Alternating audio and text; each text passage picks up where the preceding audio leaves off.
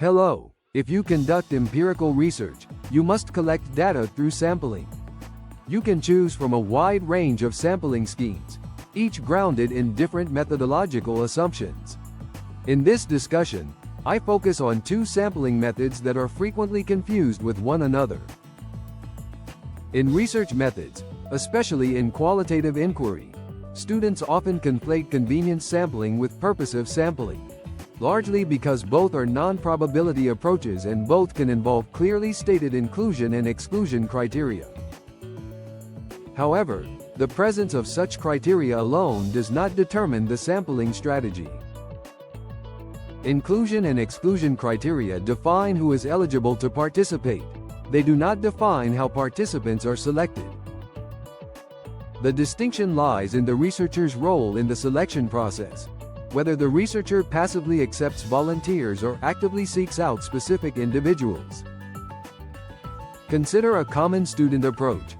The researcher specifies that participants must be high school teachers in the United States and excludes anyone who has not resided in the U.S. for the past 5 years. A flyer is posted in a high school or on social media, and the researcher waits for responses, enrolling anyone who meets the criteria. Methodologically, this is best described as convenience sampling with eligibility restrictions. The participants self-select into the study, and the researcher does not intentionally choose which individuals to include. Even though the criteria are clearly articulated, the recruitment remains passive, which places the strategy firmly within convenience sampling rather than purposive sampling.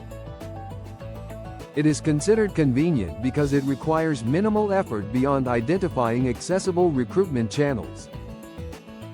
Purposive sampling, by contrast, is deliberate, intentional, and researcher-driven.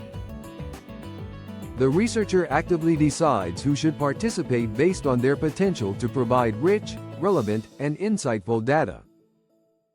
For example, instead of posting a general flyer, the researcher might approach a school district superintendent and ask for recommendations of teachers who are known to be deeply engaged with a particular issue.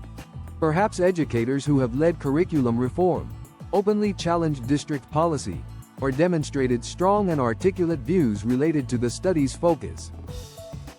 The researcher then contacts those specific teachers directly, precisely because of their experiences or perspectives.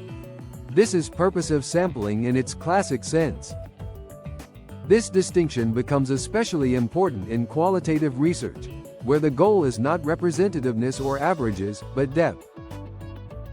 Qualitative studies often benefit most from participants who are, in a sense, outliers, individuals with unusual experiences, strong opinions, or particularly reflective and articulate perspectives on the phenomenon under study.